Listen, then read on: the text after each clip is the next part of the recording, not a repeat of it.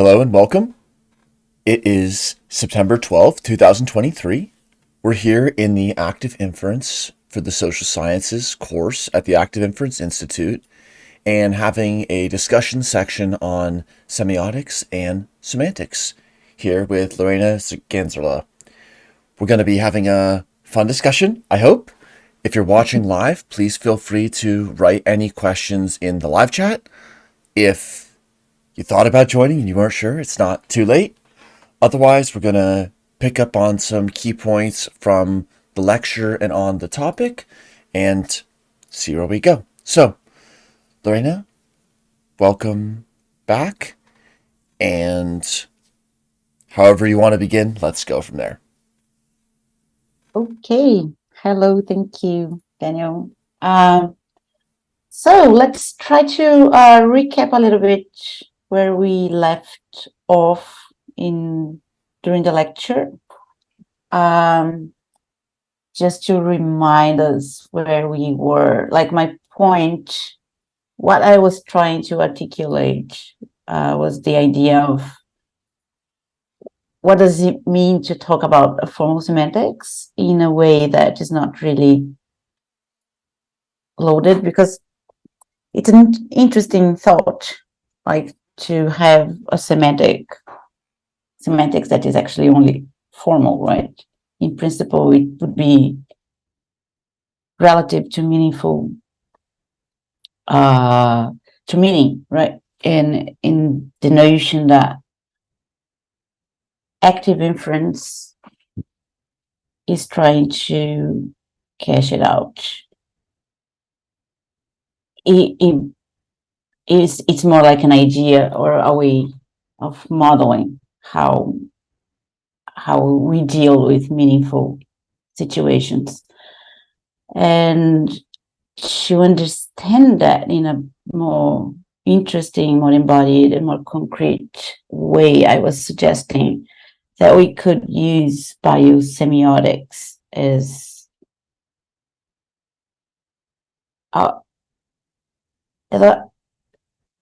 a model and as a theory for living creatures, like language users, to navigate the realm of symbols.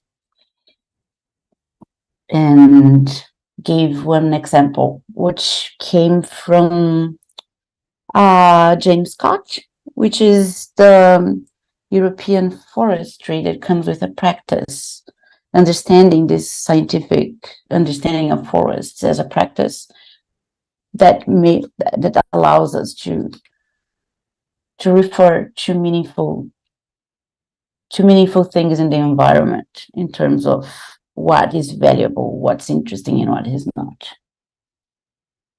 And interestingly, what is more important also from what becomes valuable, it is what is cropped out from the meaningful perspective. So things, natural parts of nature becomes left out or understood as something that is not desirable, and you just understand what you don't want in your articulating principle as weeds or something that you should get rid of, in respect to what is more desirable in terms of crops and how you understand nature in a more commoditized way.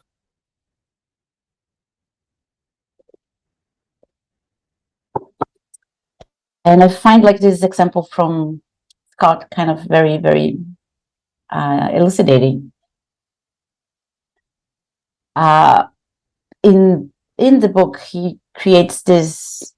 In the book, he's talking about states, how we articulate life around one specific notion of state.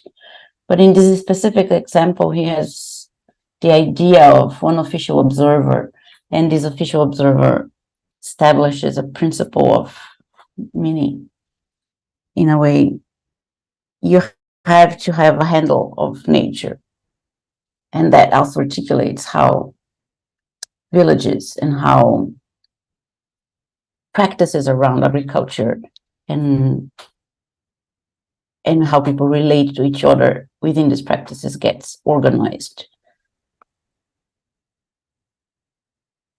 Specifically for one interesting point that he makes, that is to appreciate the constriction of that is like a vision that notices not what within the meaningful crops, but which is left outside the field of vision. And I bring that specifically to understand how the free energy principle can or could be connected to a generalized synchronization over time in relation to those symbols and those practices in terms of niche construction, and how this niche construction brings along with the symbolic use of language predictive value.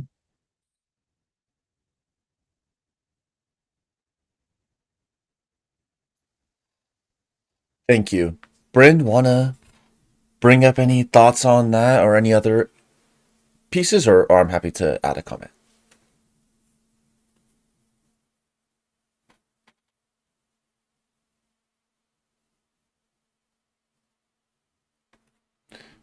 Bryn?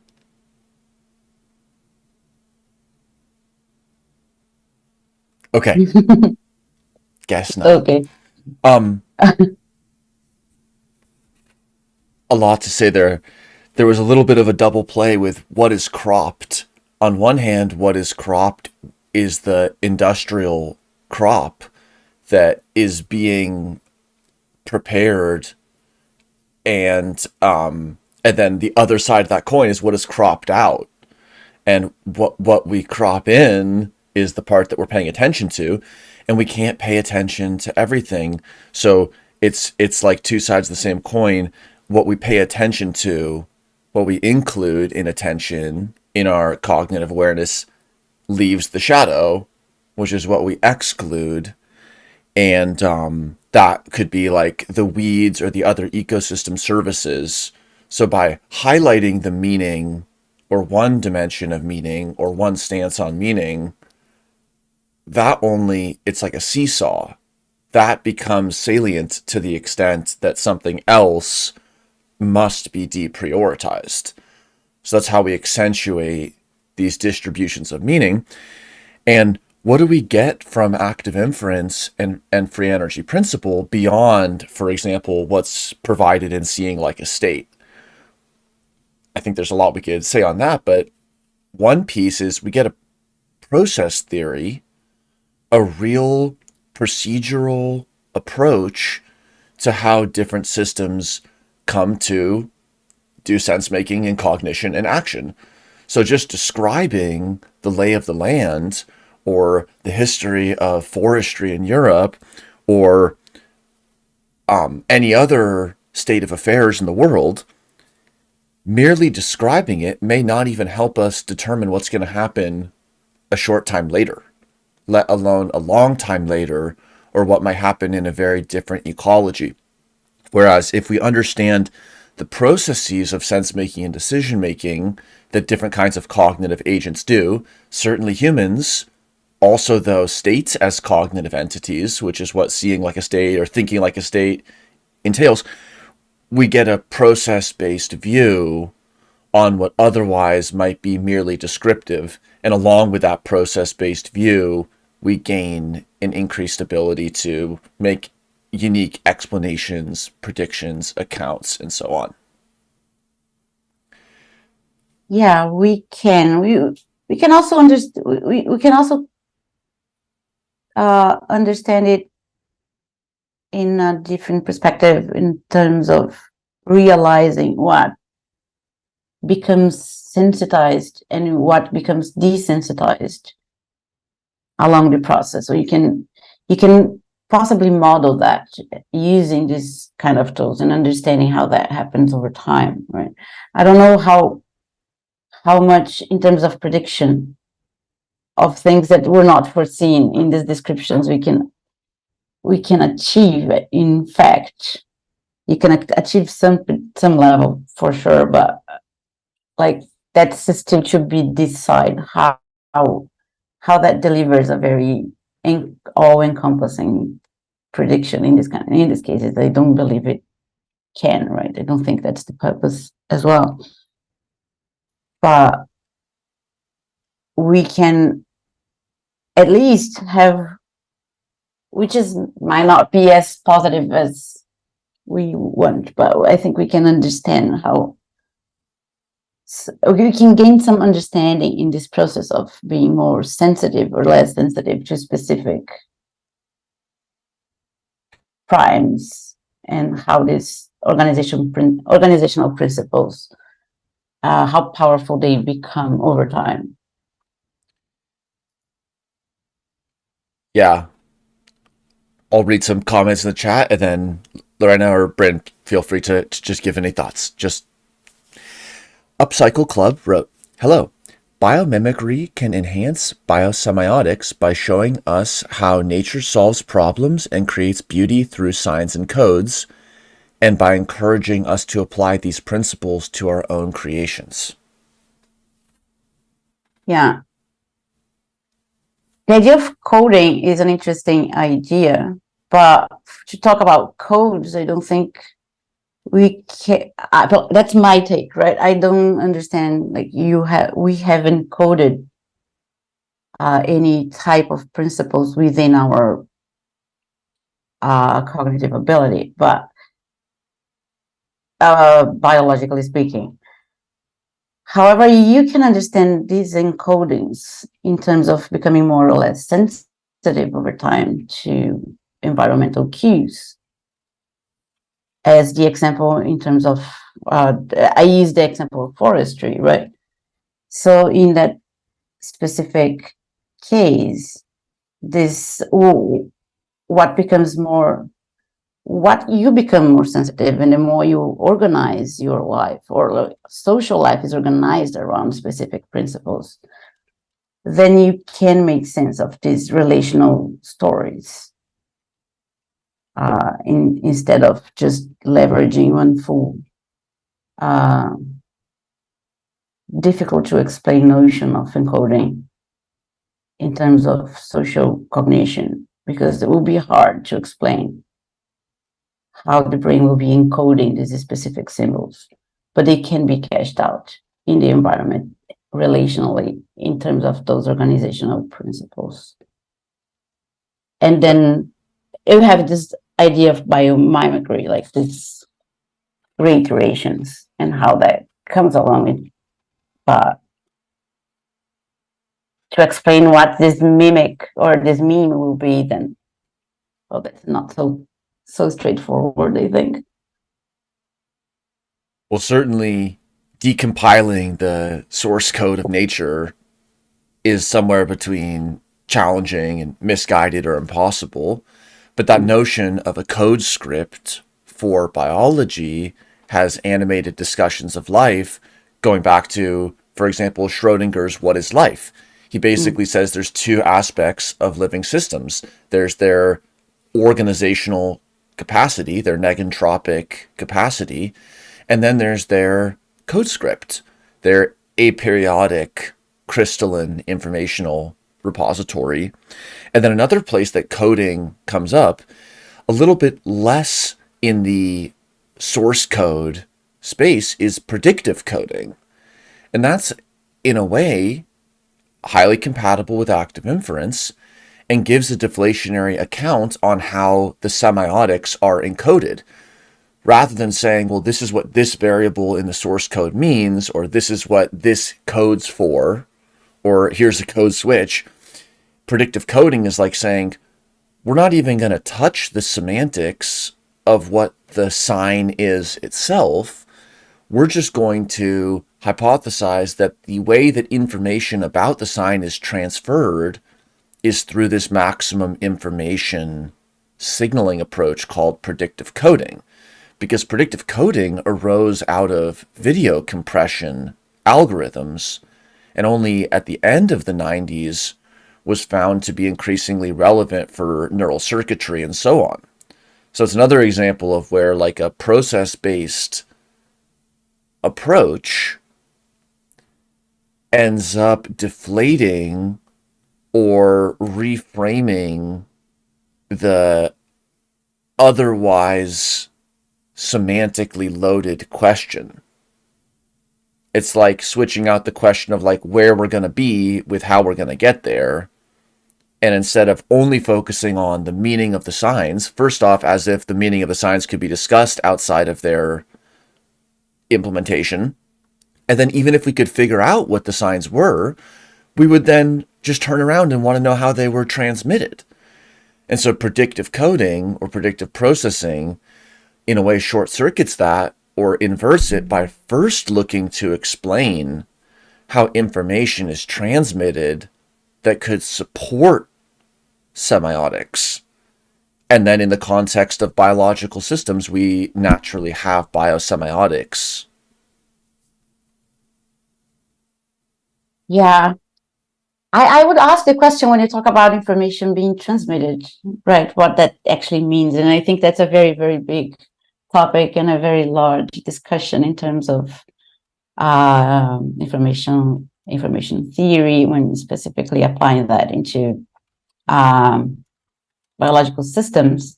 I think there are some interesting people working on information that makes the case that Shannon has a point, and he's really interested not in the semantics or in the meaning or anything else. He's kind of interested in the problem of transmission.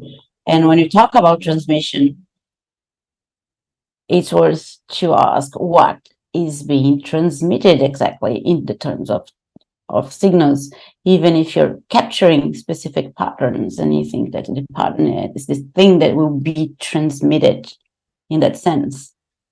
But that would be a worth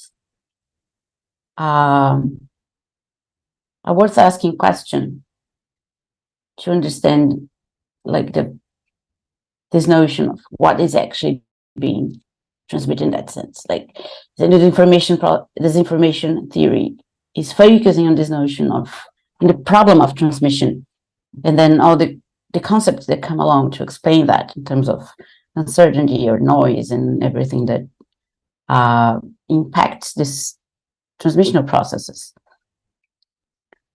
And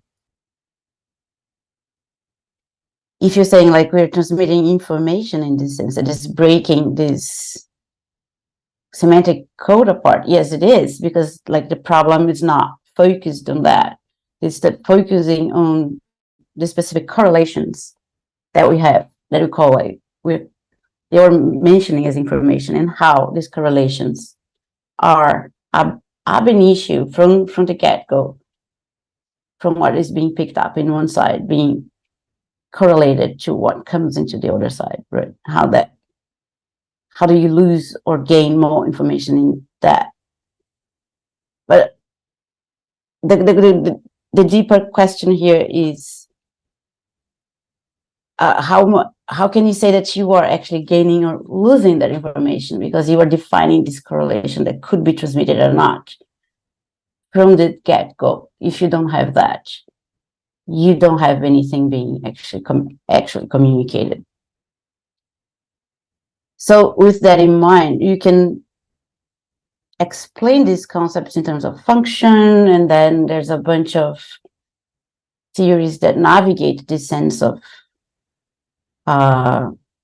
signaling that is specifically only functional. And then predictive coding tries to push that a little further, maybe. But then you have to explain in a deep sense how this information is being actually transmitted and processed. And I don't think that is really, really as obvious and as clear as we think it is. Specifically, when we're talking about this biological way of nature navigating this process, this signaling, we have to talk about, because the correlation, if it's defined ab initio, like from the beginning, the then only have this kind of transmission for someone specific that can be able to understand that in the other side, right? Well, certainly, whether we're talking about a chemical pheromone that requires some type of receptor, or Yeah. something more ephemeral like language that requires more of a semantic reference frame, there's no receiving the message without the sender. It's like they're kind of the two sides of the phone call. I'll ask a question from the chat. Love Evolve wrote, how about cultural encoding and principles in contrast to organizational?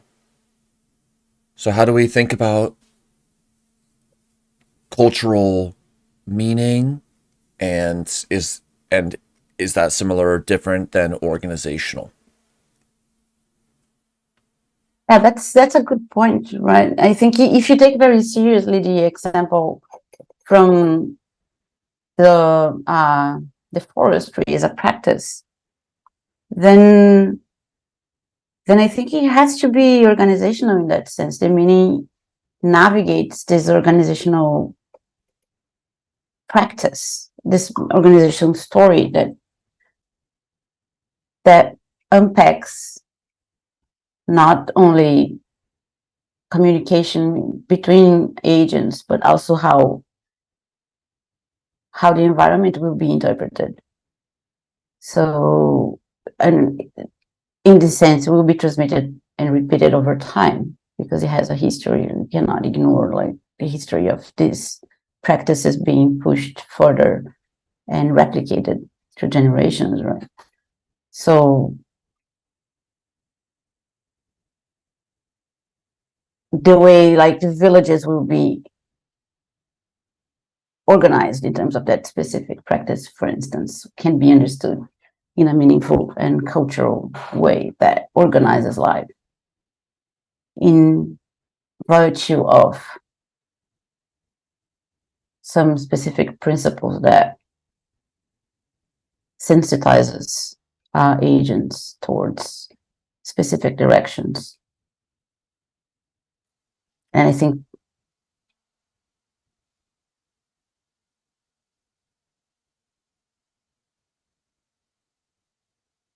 I don't know if I don't know if you get my point. For instance, you can talk about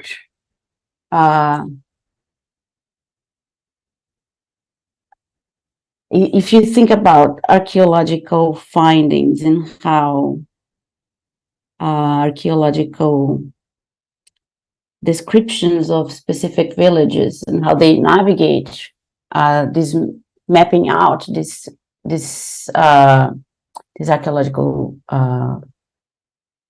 sites, they usually know exactly, if you have some kind of history already from these communities, how that city would be likely to be organized.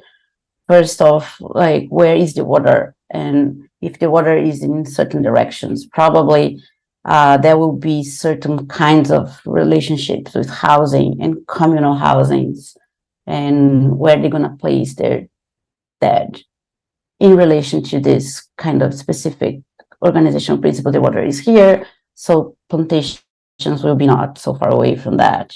And the city organizes, like the village organizes a little bit in this sense, and that builds up cultural practices, at least archaeologically, can be explained as such. I thought of something similar, organization being the logistical or the operational structural aspects. So those would be the roads that connect the forestry outposts, or the circulatory system that connects the different organs of organization. And then the culture is a cause and a consequence of organization. Organization is the enabling conditions for culture to arise. Okay, so given this road network, what cultures arise?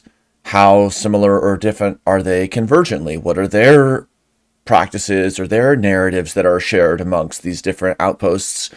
Or in the bodily example, okay, given the organization of the organs, literally the organizing process or principle, then what biosemiotics can arise with glucose and insulin and glucagon, and what culturally can arise, maybe even in terms of the generative model of encultured agents as a function of organization, and then what do those encultured agents do to the extent that they can modify organization.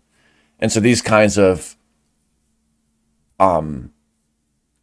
unrolling cause and consequence relationships can be hard to disentangle because there's not like a clean single starting point that can be separated out, or because it unfolds historically, it's not exactly a reaction in a test tube.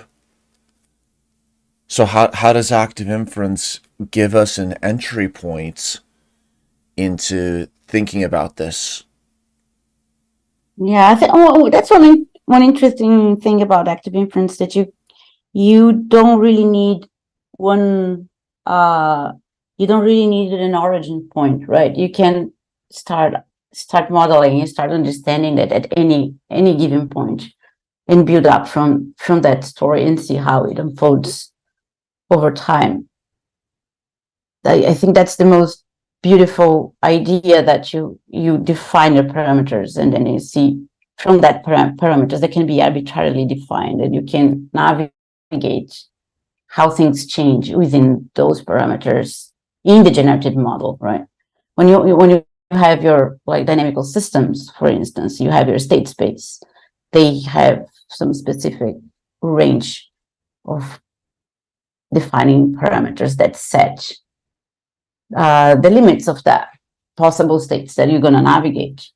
And if you use this notion that these two densities brings about in terms of Bayesian modeling, you can use these kinds of tools to understand how, from that specific parameters, update what we narrate in active inference as if belief updating can change over time in these terms.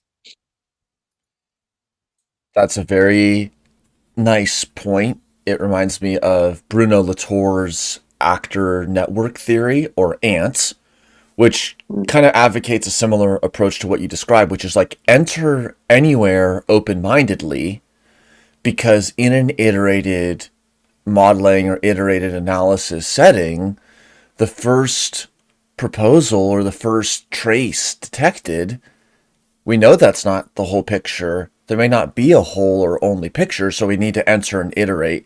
And then with active inference specifically, because of the compositionality that we get within a layer, collective behavior, and then also the kind of nesting smaller things inside of bigger things, we can always build something, and then we can go, oh wow, it's like there's a lot of top-down influence. Maybe there's a higher order factor or slower factor or a contextual factor we should consider. Or, oh, we were abstracting across these smaller things inside, but for a later day, or if relevant, we can dive in. And so then it allows a light hold or a grasp on the proposed generative model. Obviously, it's map, not territory, but even beyond that, we always know that we can expand laterally and across scales, starting from anywhere in an iterated modeling process without our first or even 11th model being proposed as like the account of some complex cultural phenomena, which we're always going to only ever have our own perspectives on. Yeah, I think you don't reify that in being so all encompassing, like you have one model that will model them all. you can navigate those models in these more instrumental terms. It raises different questions when you put things like that in terms of the ontology of models and models and theories in sciences, but they can be also described as tools for grasping and describing phenomena in a more non-committal way. How much that smuggles in philosophical or more ontological problems, it is still, I think, under like debate, but it is still a tool to bring insights to think about specific cultural collective phenomena, which is not, it's complicated because I think what I'm getting at, I'm kind of like going back and forth, but when you talk about social sciences and modeling, usually you have like ways of modeling agents or ways of modeling collectives, and active inference is trying to come up with a modeling in which you can understand agency and collectives within the same modeling schema. And I think specifically for these cases, if you're interested in understanding types of cultural phenomena among language users in specific contexts, you can at least partially understand or gain some insight in this agent collective relationship that is a little bit more interesting than we have found so far in the social sciences, because you can have like or specific understandings of means, but then how the agent, where is the agency in that? You lose a little bit of agency when you're trying to understand only agents. Then you don't know how that kind of scales up, because active inference tries and offers these scale-free modeling tools that facilitates this conversion into agents and collectives. I would be interested in asking you actually, how do you navigate that when you talk about social phenomena in ants or termites, or because then you have very specific coding demarcations, I guess, for this social environments. Yeah, it's a great question. It's also whether it's a open wounds or a dirty closet that's just shut. There's actually a lot of ambiguity and unresolved tension around, well, is the ant colony social? Are they social insects? That reifies the nestmate as the individual, and then what they're doing is like when we hang out and talk. So reifying the nestmate as individual makes the colony social. But if the colony is individual, then what nestmates are doing with each other is not social, any more than we would describe the liver and the kidney as having like a social single cellular interaction, but we know that would be missing the point. And so there definitely is a tension with some of these evolutionary lineages, like ants, being monophyletically obligate eusocial. All and only ants are eusocial. They all live in the colonies. There's no free living nestmate. Whereas other parts of the evolutionary tree, there are life histories that do look a little bit more like social collaboration that can then dissolve. And so knowing what level of lock-in makes something social, when are we socializing? And what level of lock-in goes beyond social, and it kind of like makes, when the blanket is so strong around the social that, like for multicellularity, that it's kind of losing the social feature again. Because if we just use social to mean the connective tissue or the kind of lubricant or the spaces between everything, then it means nothing. So a real tension is, what space does the social account for? And is this going to be a concept with a lot of creep? Well, it's a social relationship between the roots of the tree and the fungus. And it's a social relationship amongst the molecules in the test tube. Is that too broad of a social conception? Are there downsides? Or are there trade-offs associated with a broader social concept?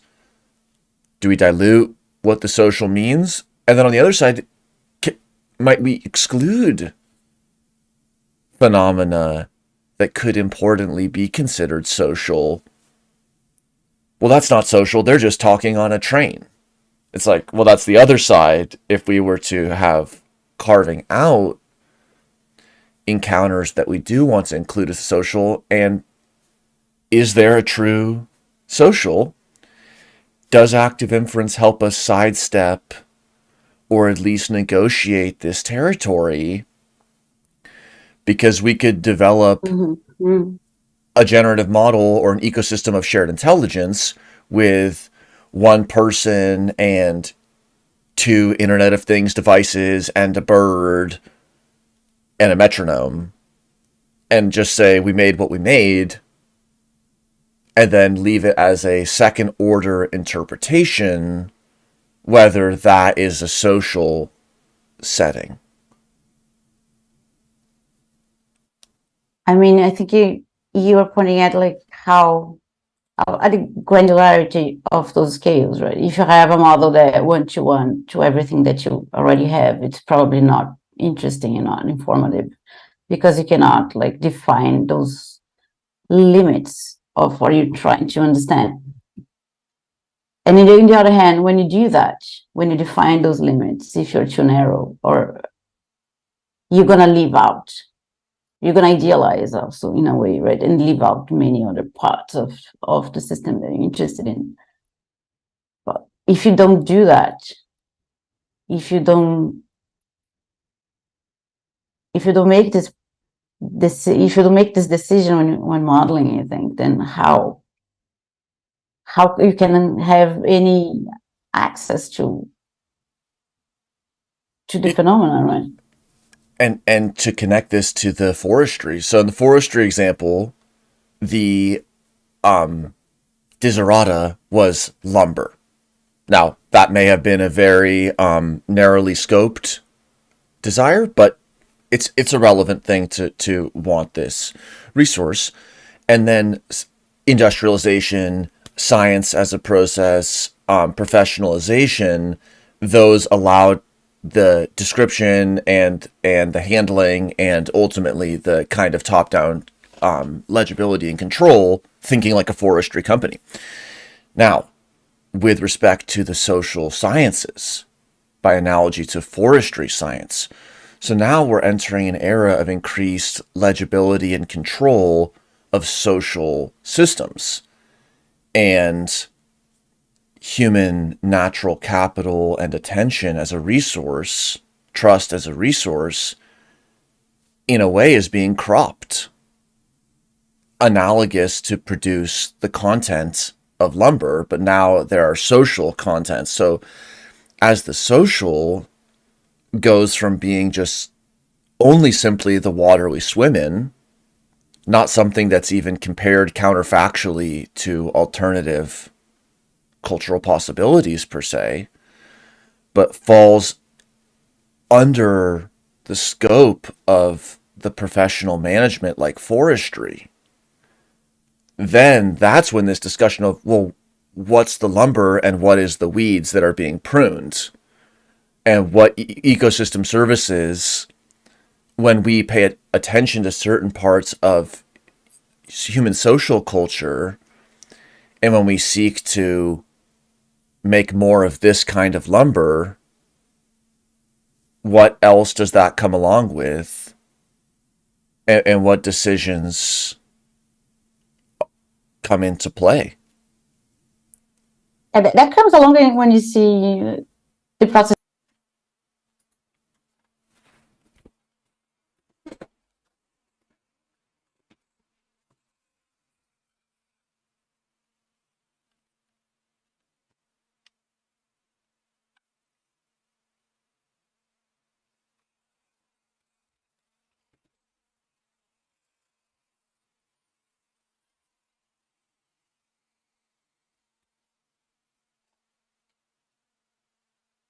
Or Instagram. I don't know Twitter after what happened to Twitter, but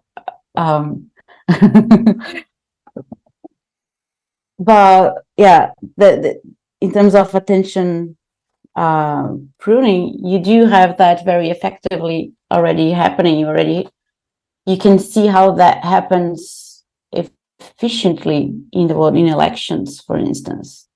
It can be very, very easily manipulated, and we saw what happened in elections, for instance, in Brazil or in the US, and well, all over.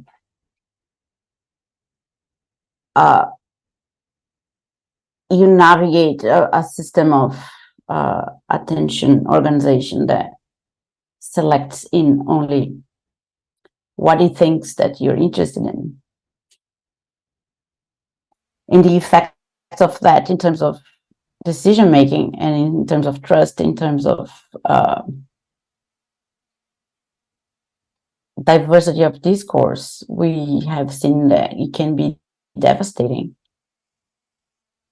So the question would be like, how can you make this a little bit, how can you use active inference and these tools that we have to make this kind of technology a little bit more inclusive without being super also disruptive? Is it even like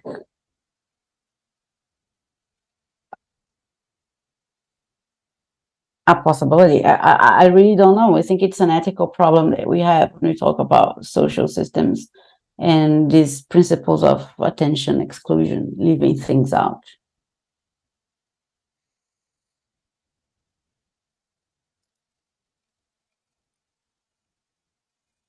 Lot to say on that.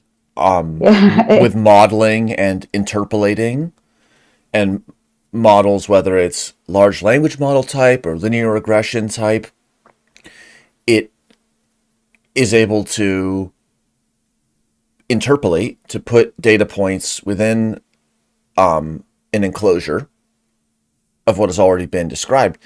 And Bayesian statistics and other types of prediction algorithms are not immune to that either.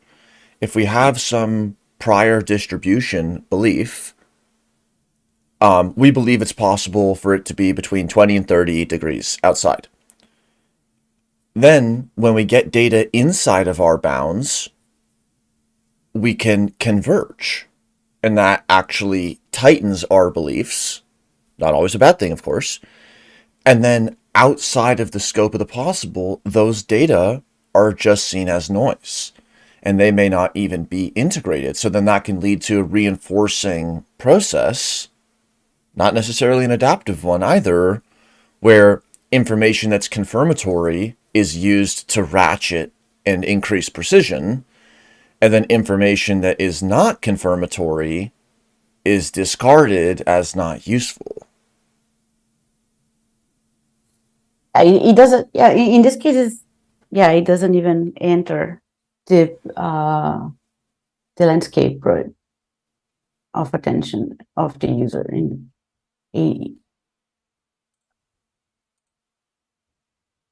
What I was thinking in relation to this idea of forestry is because we have now organizational principles that are faster and more populated with information and attention grabbing kinds of prompts, we transform the same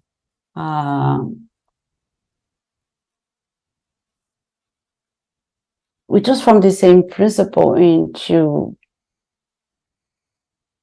a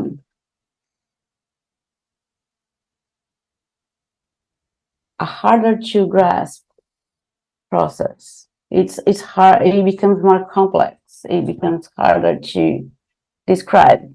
The process of understanding that in terms of forestry is kind of way more grounded when you apply that socially to this kind of environment that we're talking like internet or this highly volatile and virtual in principle in environments. It becomes much harder to assess what is being pruned out or not. You just don't know. It makes it more clear that there is a process of pruning. You have no control of what is being taken out. You have no idea what's being like left away from your perspective of attention. So to this topic of intended or unintended semantic pruning, I think this has helped me identify attention. If we want to talk about the semantics or semiotics, biosemiotics, whatever we want to call it, of the letter E in relationship to letter A, we're looking for an account that might convey letterness, but we're generalized above E-ness or A-ness. So in some ways, we've erased or abstracted generalized away from the particulars of the sign's meaning by taking a semiotic perspective.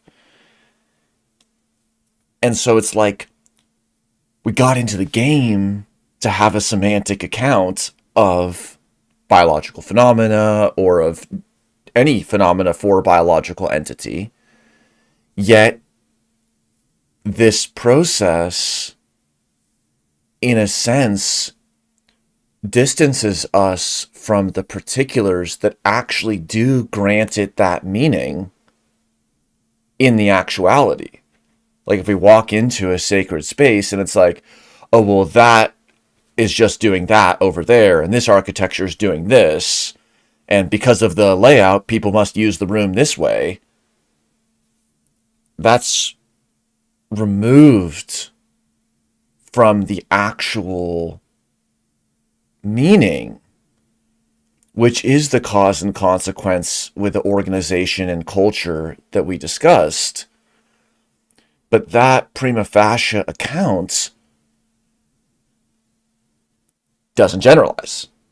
Yet any generalization that we make so that we can talk about multiple places or multiple letters on a common accounting framework is going to remove those particularities.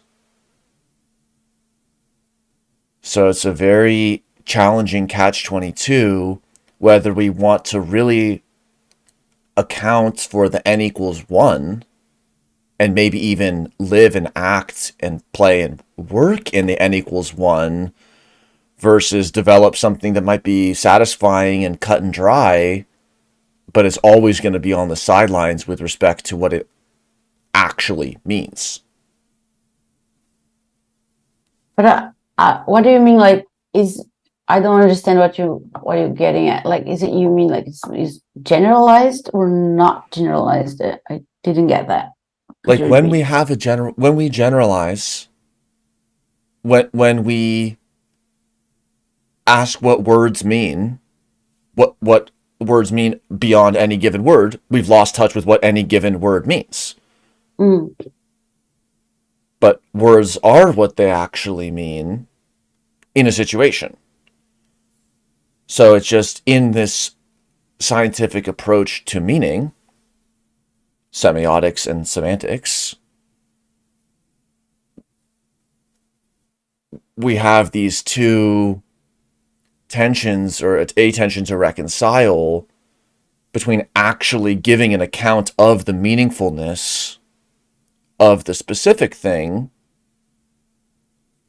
versus taking a more scientific approach, which would be gathering a group of similar things and finding their shared attributes, which out of necessity must abstract, must crop out features that are empirically or anecdotally taken to not matter. Like we abstract whether it was a Monday or Tuesday that we did the experiments. We just combine all of our replicates together when we do the scientific analysis. You mean if you generalize the practice, you lose what you being. If you generalize it too much, you lose everything that's meaningful to it in terms of like you formalize it, and then you have no. You have an empty semantics. You have a semantics with no meaning that can only be meaningful in terms of how you apply that in terms of specific practices. Yeah, it's like I have a framework for, the formal meaning of letters within words, within sentences, within paragraphs. And then it's like, well, but now what's your next n equals 1 word that you're actually going to bring? It's not just about building some abstract scaffold for bigger and bigger boulders of meaning. At some point through our embodied thought and action, in our experience, it is going to come down into the particulars. And it doesn't immediately seem clear that simply generalizing further brings us there. I particularly don't. I don't really believe you can have that kind of generalization. I think we attempt to build what I see that's the interesting aspect of the formal semantics. You try to build this more general understanding that just formalizes to model, but for that to be meaningful, it has to be embedded in a way of practicing it, like in a forestry practice. You have to be embedded in a cultural environment in which that can be actually observed in terms of what happens when a generative model is being updated or not. Is that what you mean? Because otherwise, I don't really understand how it becomes too. It becomes too formal. It becomes too abstract in terms of some. I would not understand what that is.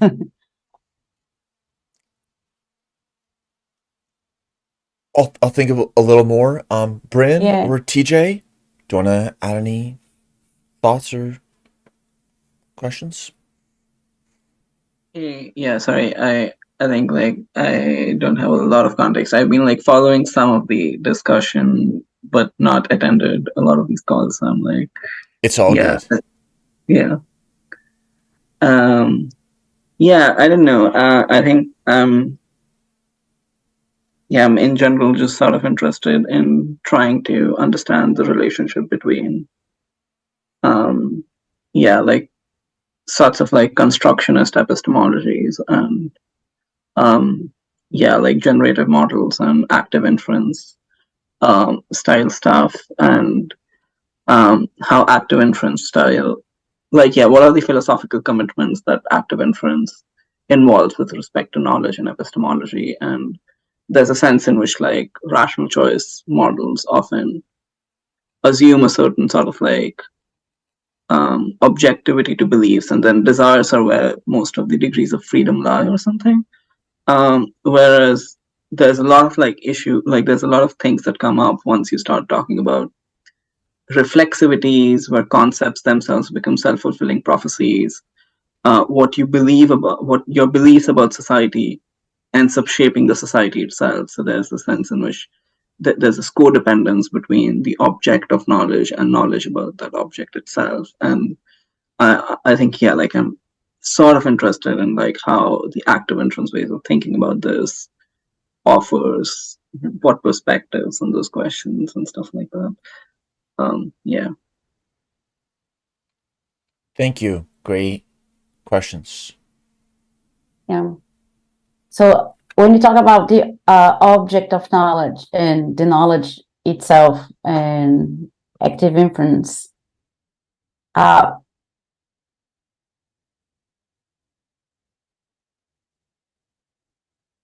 think you can think of in terms of this. Well, there's a few ways to think about that, I guess. The knowledge itself, it has to come epistemically from where your agent is actually embedded and situated. Specifically in active inference, it's embodied. It kind of needs to have a model. The model is modeling a body, that is in the world, and it's all the time situated, is never disconnected to its environment and its the history of that environment, right? Yeah. But if you push that to the object of that knowledge, I don't know how different that will. How can you differentiate that so sharply when you talk about active inference? Because if you think of in terms of a generative model, what will be updated is updated from a prior that is always directed in this body, in this situated realm. So they sort of conflated, as I see. Maybe I'm mistaken, but they sort of conflate in how you're gonna update your generative model, which will be at the same time what you know and the object of this knowledge. So I sorry if I can just raise a question to that.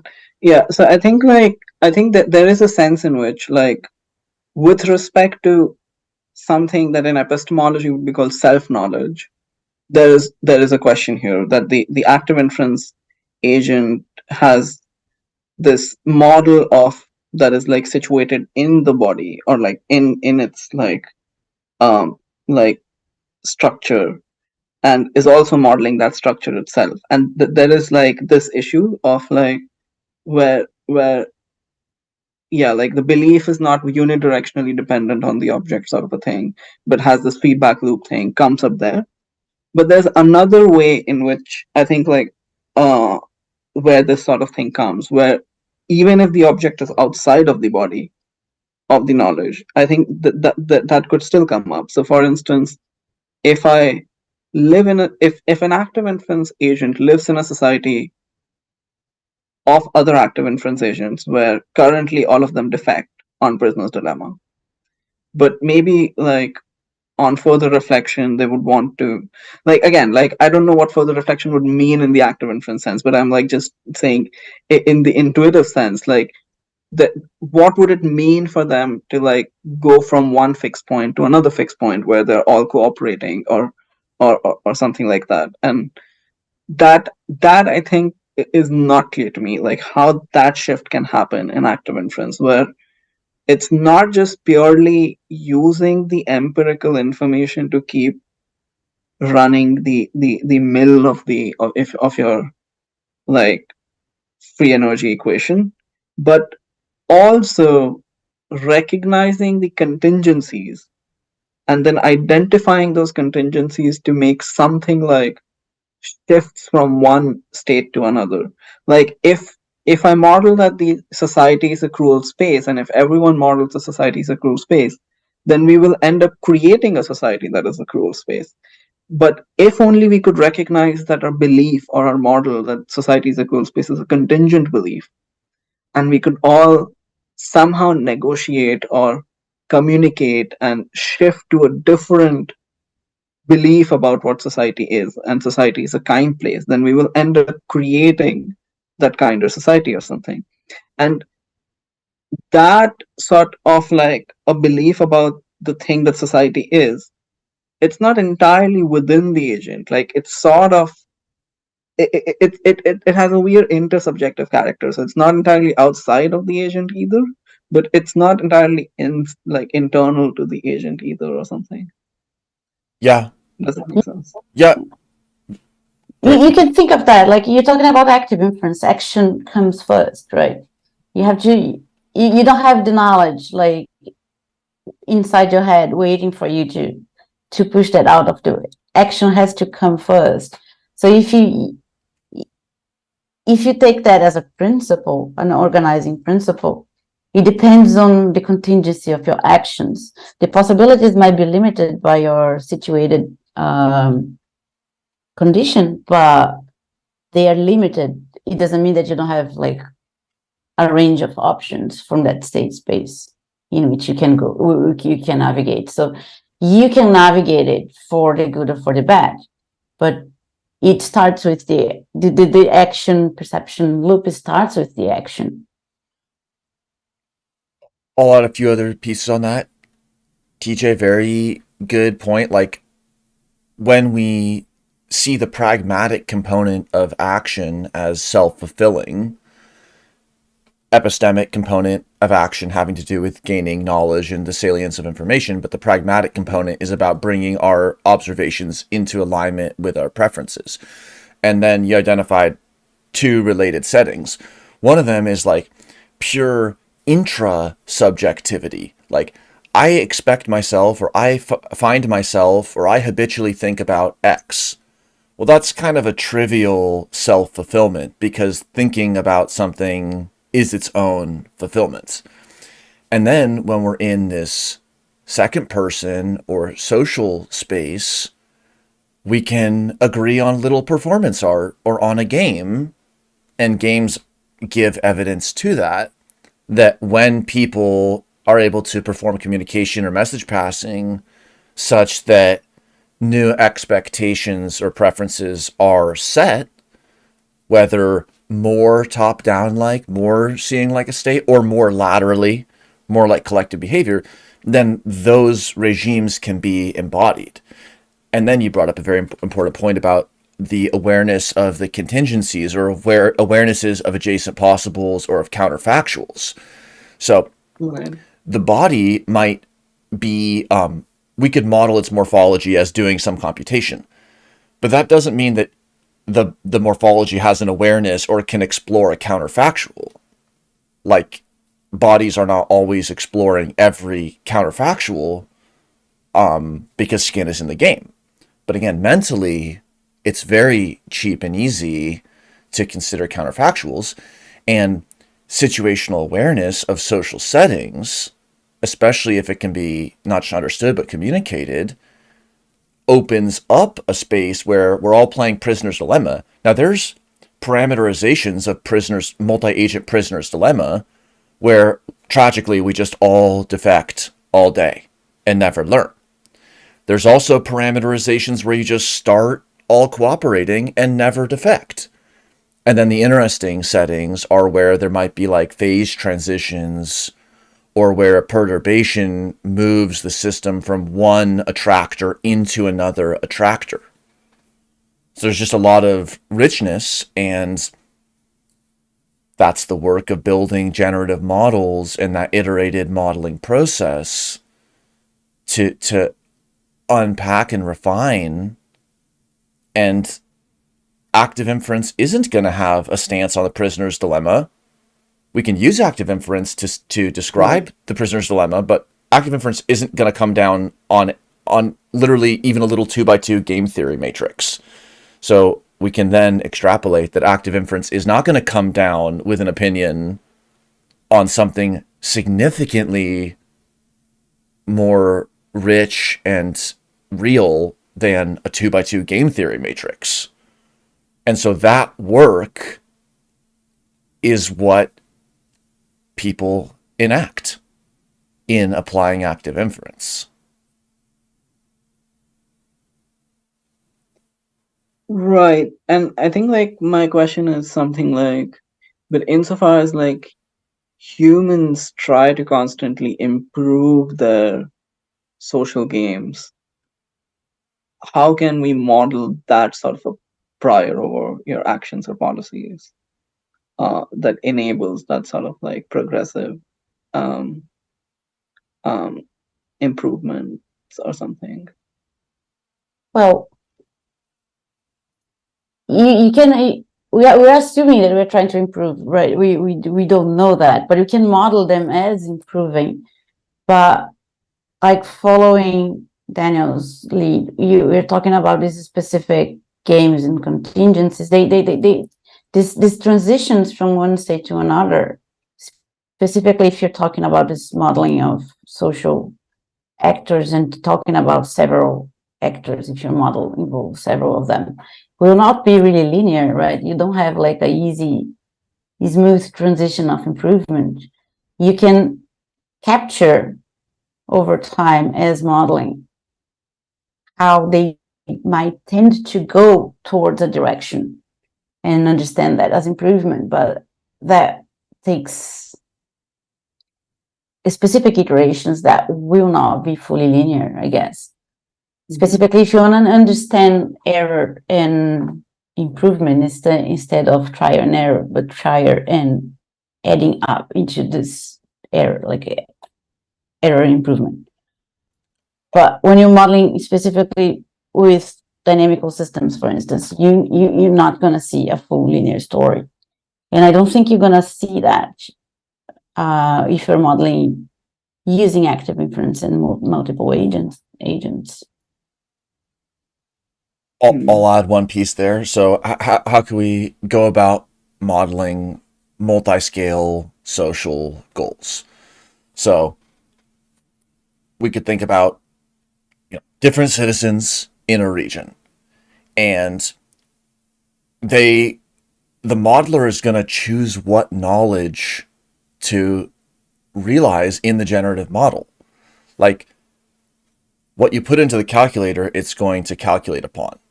Now this happens to be a elaborate stochastic method, but if we only tell people, yeah, there's just your personal income, optimize for that, your preference is to have that be higher, well, then the simulation is going to unfold a certain way.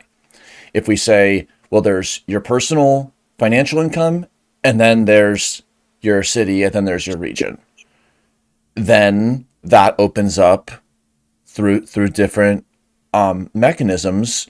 Maybe an individual goes flat or neutral on the personal in service of a larger win at a higher level. Well, now what if the modeler says it's not just about the financial income? Now we're also going to have this secondary criterion. Well, now different agents could attend differently to those two different outcome variables. And maybe there's one simulation where 50% only care about this and 50% care about that, and it works perfect, or it doesn't work. It's like a broad surveying, or Lego set, or grammar, or active inference ontology for scoping very broadly and very inclusively, but all the work is in the real simulation development and sweeping. Because very little could be said about a game theory game. If you didn't know what the parameters were in the matrix, you wouldn't know whether this prisoner's dilemma was going to be like an always cooperate, or which agents with which strategies would or wouldn't cooperate, if you don't know what the matrix looks like. So before the values have kind of been filled in, it's just like actually describing the adjacencies and the counterfactuals and the contingencies of our scientific model. But that's still prior to having the model in hand. And the model, so now we're looking at that tree in the European forest, and it's like, well, if I had this tool, then I could cut it down this way. If I had this tool, I could cut it down this way, or I could wait. It's like, That's alternative actions about that tree. Now, in the social science setting, discussion of different scientific methodologies are like counterfactuals about that social tree.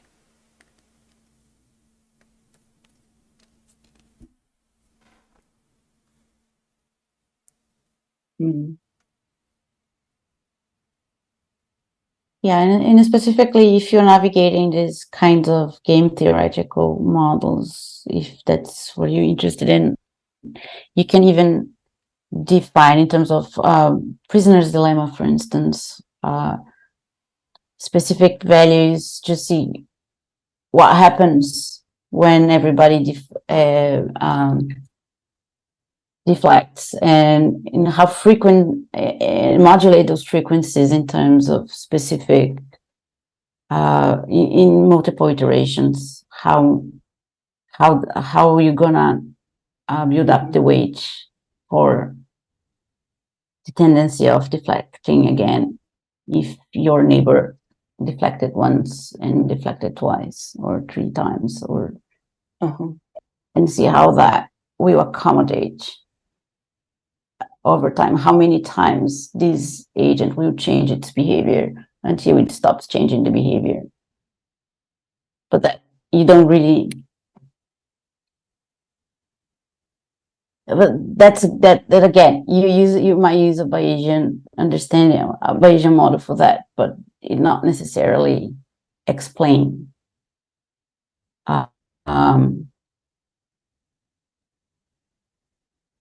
it does not necessarily explain the action fully. I mean, socially, you're modeling only the interest of that specific actor. I have a slightly meta question, if I can ask both of you. I'm not sure how these calls usually go.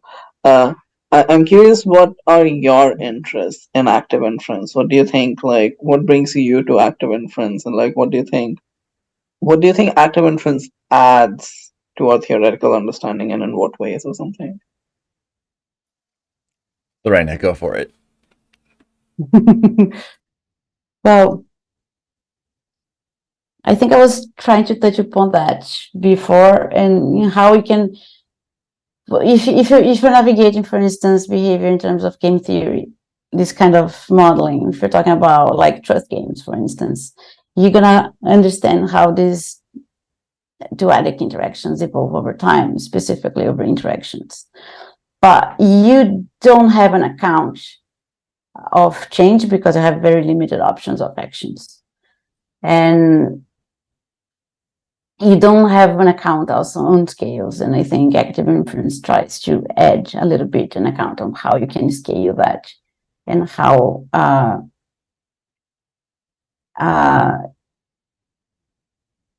you can add more parameters into the game and see how they evolve with a more clear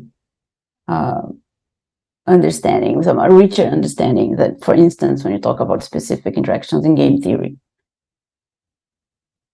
So that's one aspect that active inference kind of contributes. Another point is, because we have this parameterization that is specifically in terms of belief updating and also in terms of dynamics, we are always talking about agents that will be situated and embodied and have a very specific synchronization with the environment all the time. Because when you talk about active inference, the action comes always first. So you try to have a less reductive model.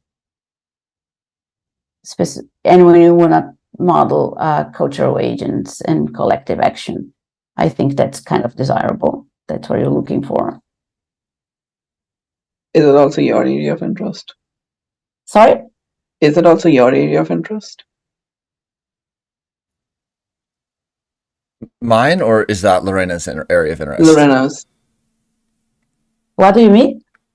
Oh, sorry. Like, my question was also like, what brings you to active inference, and I think you answered a lot of ways in which active inference adds theoretical value, but I wasn't sure, like, if that was also your subjective interest or motivation. It's my subjective interest.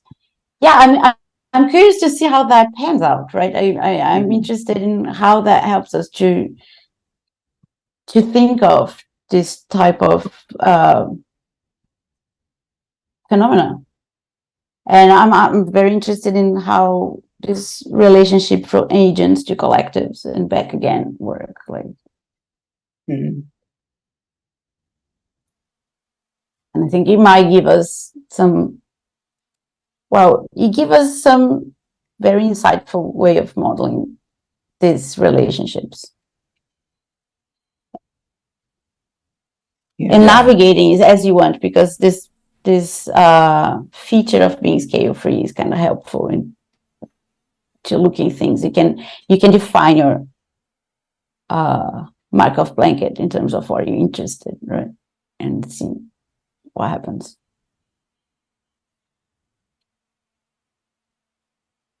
I don't know. Yeah, I'll just give a few thoughts, even though also surely some of these thoughts are scattered.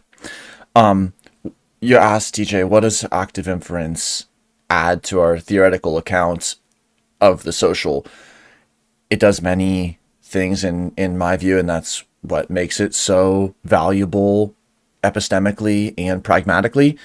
It gives us the expressivity within a scale to describe collective behavior and across scales to describe nested systems. So that brings continuity to discussions of the social with broader discussions of the biological, ecological, computational, physical, and so on. So that's a multi-scaled transdisciplinary element. Active inference provides us with legible first principles, which can either be taken instrumentally as just heuristics, and also in certain situations can be viewed empirically as justifiable first principles. And then from those legible first principles, which are not English specific, they're already in a space that has a lot more possibility and promise than, for example, a mere enumeration of important adjectives or nouns. We can develop lists of important adjectives and nouns when we have a broader cognitive modeling framework. And so this methodological turn then supports just a tremendous diversity of thought and work, instead of asking us to kind of go through the eye of the needle and, get on board with this one ranking of features and then try to apply it more broadly. That's like an overfit before the cart situation. With ActInf, we can expand the methodological discussion, connect it to theoretical physics and mathematics in ways that really haven't been seen before, and then that opens up more than it closes down. It brings up more questions than it resolves in and of itself, but it opens the questions that can be resolved. Like, what generative model can I make that will keep the temperature in this building livable? But active inference isn't going to have a stance on what you should do for that building. So we need to, in a way, take a step in the methodological direction, which I see as moving towards active inference, to enable a million steps in different directions. I have a bunch of questions here. I think one is probably just a reference question. There are three topics that I'll say. If you guys have any papers or articles on those things, I would love to get a reference. One is, in what ways can we model a collection or an aggregation of active inference agents as a super agent, or active inference super agent or something? And how does this decomposition and aggregation flexibility work in different contexts? If there's work that tries to either make informal commentary or formal modeling. Either ways, I would love to see that. Secondly, is Just there like quick on the active inference? first, check out the previous section of this course on Uh-huh. collective behavior, where I reviewed many such works. Great, thanks. Okay, is it on the same Notion? Is it linked from the same Notion thing? All in the same places and in the same playlist with this course, same syllabus. Yes. Got it. Okay. The second is there an active inference account of, say, markets or economic interaction wherein like your prices act as some sorts of like information signals, and like can we use active inference to then talk about aggregation in of market entities or something? I'm guessing this would also be covered in the same list. Indeed, people have explored Yeah. cognitive economics and people are working on it, but that doesn't mean it's a done deal, theoretically or especially in practice. So keep going. It's quite experimental still, but there are a bunch of people working on that, I guess. I don't remember any specific paper right now, but I can look it up and forward to you. But yeah. Yeah, it would be great. I can drop my email address here. Yeah, sure. The third is probably more trickier than both of these, which is there an active inference account of natural language? Yes, thankfully, colleagues like Elliot Murphy and others have explored specifically the linguistic aspects of natural speech. I think Lorena's lecture and area of focus generalizes a bit beyond specific natural language because we're talking about semiotics and semantics in a more intermodal sense. However, yes, there's been limited work from a computational linguistics and neurobiology perspective on speech. Okay, so then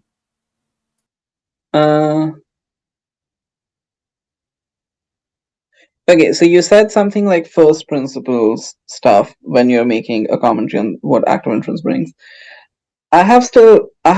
I'm still often like struggling what is active inference offering, and I like try to encounter different things. I think I enjoy a lot of philosophical questions that the conversation opens up, but like I'm still like very ambivalent about the theory. And when I read like this new book, which Friston has not written, but like is an co-author, I don't remember what's the name of the book. I don't exactly remember. There's a book, right, which is like supposedly like supposed to be the canon, and like Friston is a co-author, but in the preface he says, So that's the 2022 Parr Friston Pizzulo textbook. Right, Power. Yeah. I wouldn't quite say it's the canon since it's a short book, but certainly it is a landmark moment for the field. Right. And when I read that, the one thing that bothered me was it brings up the Helmholtz free energy thing, but it sort of argues that by fiat. Like, okay, this is a simple principle, it can model a lot of things, but that doesn't tell me why I should trust it. Like, what is the reason to act? Why does this principle lead to cognition? Like, what like, sure, you've posited a very simple principle and then said, hey, look, this simple principle can explain so many things, but well, it also explain things that don't look like cognition. And I'm not sure, like there's I got an account of why that principle is like works or something. Lorena, go for it. I'll think of some other ways to say it. Yeah, you can think of like modeling by construction and modeling by first principles. And if modeling by first principles, you have some limitations in which you cannot fully explain some things. But the virtue of the model and how the first principle organizes everything that comes along with the model usually might be sufficient or might be a useful tool to help you explain that phenomena that based on the first principle that you were bringing along. And that's one part of answering this question. I think it might be a big question for the field. Yeah, here's some short little threads on that. Yeah, we can describe maladaptive cognitive systems or adaptive cognitive systems. Whether something's adaptive or not is always in relationship to its niche. Like the foraging algorithm that works in the desert doesn't necessarily work in the rainforest. So these systems are not like intrinsically adaptive or not. We want to have natural language that allows sentences that are valid and invalid and have different kinds of semantics. So again, this is just an expressivity framework that enables people to build cognitive models of high reliability or important settings, or you could make something that looks just like a beautiful circuit board and not even worry about what the outcome is. So yeah, for sure, you can describe all kinds of systems. That would be like having a less than functional methodological system. If we said, well, we're doing a linear regression framework, but we only want positive regressions. It's like, well, no, at the methodological level, we want it to be able to do any slope. So here in the cognitive modeling setting, we want more expressivity so that we can actually construct the ones that we're interested in. And then how does this really do cognition? How is it that a first principles like surprise minimization or the bounding of surprise through free energy, how can that really cover so many cognitive phenomena? That's the question and the play. But how is it that Newton's laws of motion can describe so many objects being dropped off a tower? How is it that Bayesian mechanics can describe so many different priors being updated? And so by understanding cognitive paths as paths of least action, which is the free energy principle, a wide variety of models become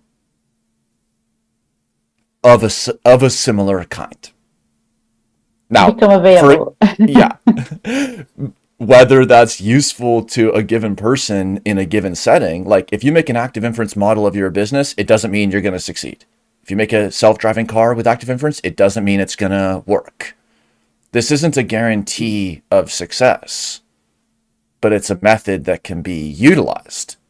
And we know that the method reaches different kinds of modeling outcomes and supports subsequent perspectives and models from where it reaches. But we can't a priori limit where the method reaches to like only the successful ones or only biological systems. Then we wouldn't even have the expressivity to talk about cognitive ecosystems with synthetic intelligences. And when you're talking about cognition, also, we can use this kind of first principles to model aspects of cognition, but you might not necessarily think that cognition is all encompassing like that everywhere, all the same. But you can use that to model specific things that you're interested in cognitive behavior, like adaptivity. Does it give me any insight to understand what is adaptive behavior, for instance? And which kind of insights do I get? Are they interesting? Are they useful? So that's what the availability that this kind of model bring along. So you don't have to believe in the whole story, but it gives you a lot of leverage to ask questions and what kind of questions you will be asking. Okay, so let's say that active inference and free energy allows me to talk about systems. But does it also give me vocabulary to then classify those systems in terms of, let's say, adaptivity would be one property, but like there could be other properties in terms of like how rich the world model is, or stuff like that, or Yeah. um, If you have a portfolio of generative models, you could summarize them according to the TJ statistic. You could summarize them according to the number of nodes. You could put them into a common environment or different environments and summarize their activity in any number of ways. But we can't talk about a ranking or a summarization of a portfolio of generative models that's not in hand. This is a framework that lets us build those diverse generative models and then in a very open-ended way do model comparison, model selection, model adequacy, all the kinds of complex systems engineering methods that we want. And also I would ask you, where do you see a peer or a comparison first principle?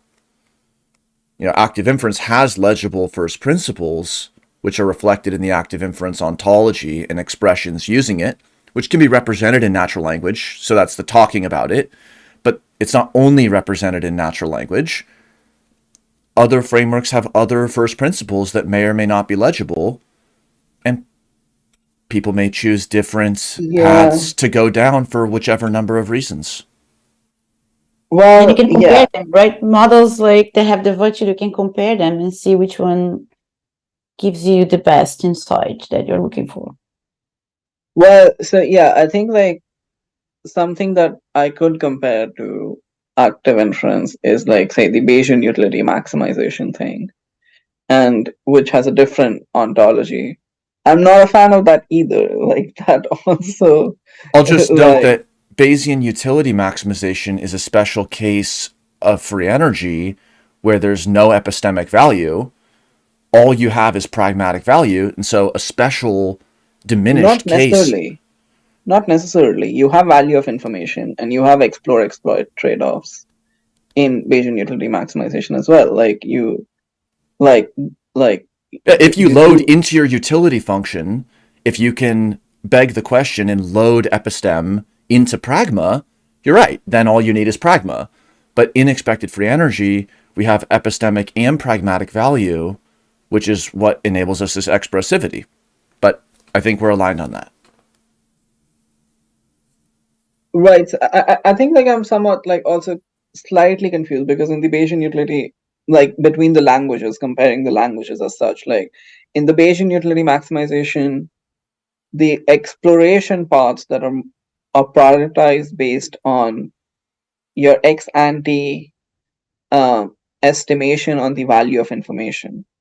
Whereas I'm not sure that holds true for the active inference model as well. That the epistemic exploration is prioritized or valued in terms of some of the same pragmatic thing as well.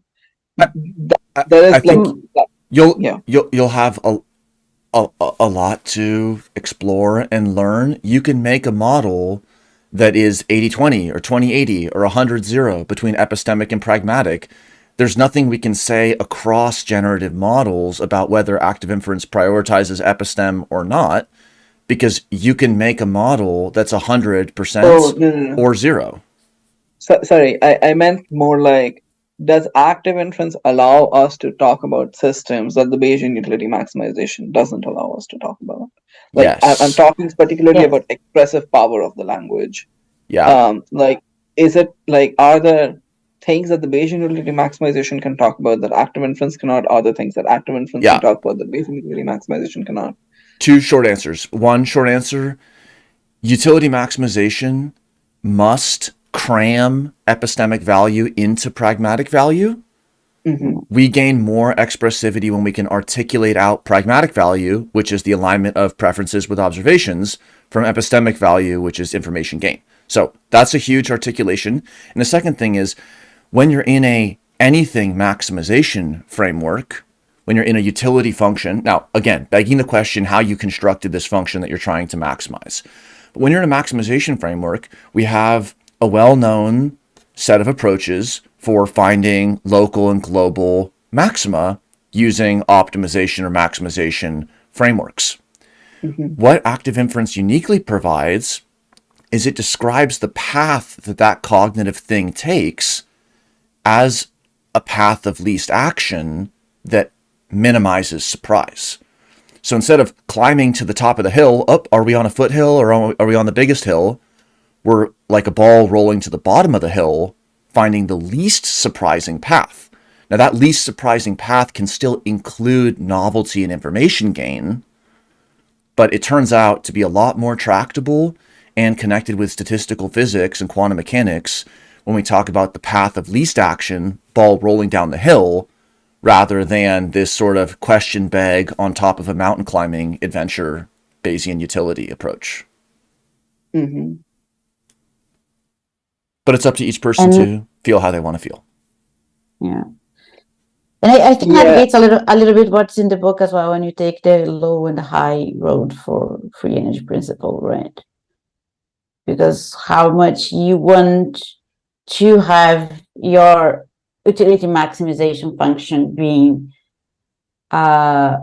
disconnected to the pragma, to the action. Because when you're modeling behavior, it will be hard to do that independently. Like you have way more assumptions. You're committing to a greater level of assumptions for your utility function if you don't do that. Because with the pragma, with the action first that pragmatizes, you have reasons to describe, have reasons to believe why that information gain works the way that it does. You can leverage some explanations on that. Without it, you have a model that has more assumptions, and I think if you have a model with less assumptions, it's always healthier. Let's say so.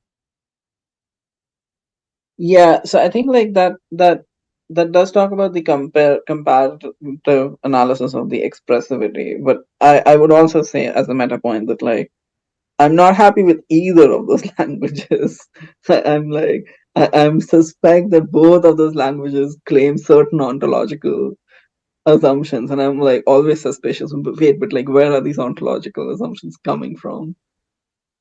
A few other points. We tap into an absolutely meaningful nexus of statistical methods and message passing schemes with active inference. If you can state something in the active inference ontology and construct a generative model, then message passing algorithms can be deployed that can tractably compute that model. So that's absolutely non-trivial. Otherwise, it's possible just to get wrapped up in some analytical formalism, but then once you want to do that on a 4K video, now you're on square zero with the computer engineering. This is not that way. And then I will respond to your meta point with a meta point, which is when we've enumerated the alternatives, the one that we like best, personally, I feel happy with. I'm also open to new alternatives arising, but being unhappy when all things considered is in play. Fair. Why? Fair. What bothers you specifically on the ontology of the active inference? Yeah, like I think like I'm still looking for. I don't know what exactly I'm looking for, but I feel dissatisfied with the account given for why Helmholtz free energy least action thing like is the central thing here or something. Like why does it work? Like why does this principle? Yeah. There's a lot of funny answers I could give there. Yeah. But that delta, that discrepancy, that's curiosity, and that's the space of the open, and that's learning, and that's your unique contribution to make, and that's everything. So that's not just a thorn in your shoe. Yeah. That's like our experience of action amidst uncertainty, which is the water we're in. And so whether we take a higher order narrative perspective on that discrepancy being dissatisfying or that discrepancy being satisfying, I think it's pretty Yeah, I cool just that, need to minimize my surprise there. yeah, and you can choose to minimize your surprise through your attention. You can choose to minimize surprise at a higher narrative order. Like, I'm Mhm. satisfied and complacent that I don't understand number theory, but I use numbers to count objects around me. So that discrepancy in understanding, knowing that there's 1,000 years of research that could be done on numbers, it doesn't unsettle me. But for someone else, that might be unsettling, and that might lead them to ruminate. It also might lead them to do a PhD in number theory. So just Mhm. different paths for different individuals and Yeah. contexts. But there's always so many technical and meta levels with Active, huh? Mm. Okay, so I don't want to like keep you guys over time, but I would ask one last reference-based thing, which is, are there active inference accounts of seeing like a state phenomena in any literature? I think I heard you mention it once, so I was like, yeah, like if this. Yeah, check out Livestream 33 series, but also this course that Okay. we're literally Mm. actually enacting in with Avel is where these accounts come to roost and where we're creating a space to develop it. And it's not a cathedral for us just to spectate at today.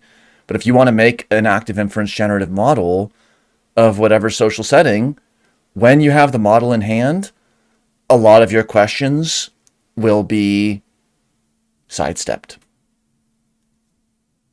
Okay. Where is the 33 thing that you mentioned? If you go to the page with all of our Yeah. Institute live streams and look in the live stream series, like the paper discussions in the 33 series, there's a .0 video with background and context, and then we have a .1 and a .2 conversation with the authors.